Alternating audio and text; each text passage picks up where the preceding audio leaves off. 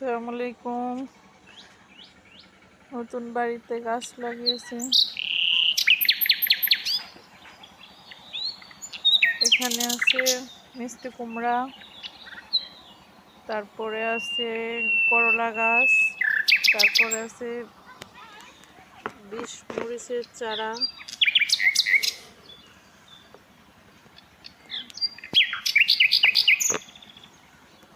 তারপরে আছে পুঁই শাক,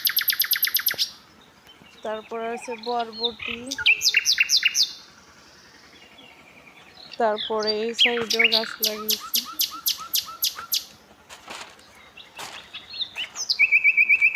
মনে হলো আপনাদের সাথে শেয়ার করি কিছু।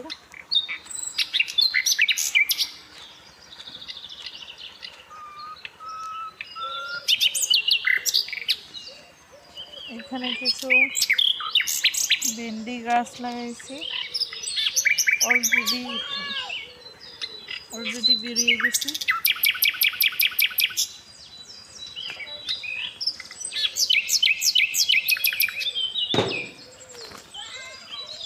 তারপরে এখানে লাগাইছি ধুন্দল গাছ, তারপরে বরবটি গাছ, এইখানে লাগাইছি ভেন্ডি গাছ, এইখানে আছে,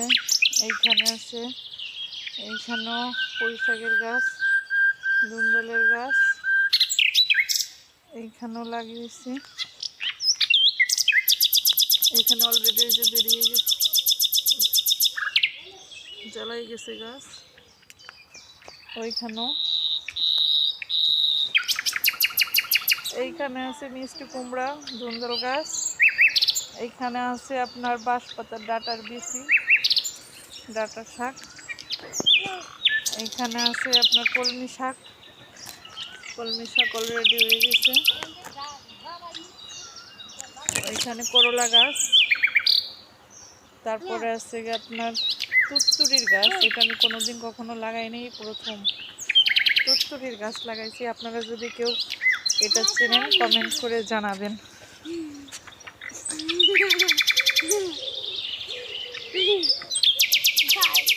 এখানে আছে ডাটার বিচি,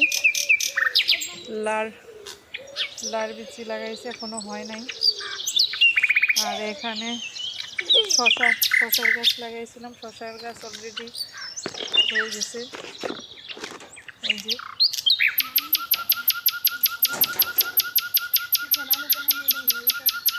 আর এটা আমার টপে বিশ মরিচ গাছ, অনেক ফুল আসছে, অনেক বিশ মরিচ খাওয়াইছে গাছ থেকে।